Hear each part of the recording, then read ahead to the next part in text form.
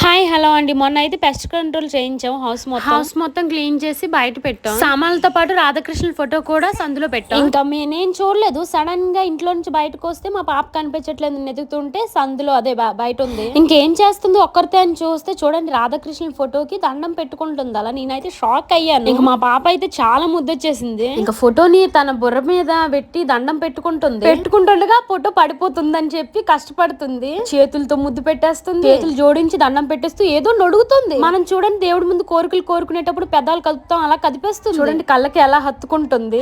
ఇంత భక్త నేను అస్సలు చూడలేదు, ఎప్పుడు దీన్ని అలా చూడలేదు మా పాప. కానీ నేను గానీ వాళ్ళ డాడీ గానీ దేవుడికి దండం పెట్టుకునేటప్పుడు మాత్రం వచ్చేస్తుంది, ఎక్కడున్నా సరే బొట్టులు పెట్టేసుకుంటది, ఇంకా దండం పెట్టేసుకుంటది. ఇలా ఫోటో కనిపించినప్పుడు ఇలా బిహేవ్ చేస్తుందని ఎప్పుడు చూడలేదు, చాలా నచ్చింది. ఈ కాలంలో ఎవరున్నారండి ఇలా. ఇంకా ఆ ఫోటో పట్టుకుని ఎక్కడికి వెళ్తుందో చూద్దాం. ఇక్కడైతే కట్ చేశానండి వీడియో, ఎందుకంటే ఆ కుర్చీ మీద పెడుతుంది, వీడియోలు ఎంత అయిపోతుంది అని చెప్పి కట్ చేసి కుర్చీ మీద పెట్టలేకపోయింది, కింద పెట్టి ఫోటోని దాని గుండెలకి ఎంత బాగా హత్తుకుంటుందో, దానికి ఎంత హాయిగా అనిపిస్తుందో మా పాపకు. మరి ఇంకా వెనక్కి వచ్చింది.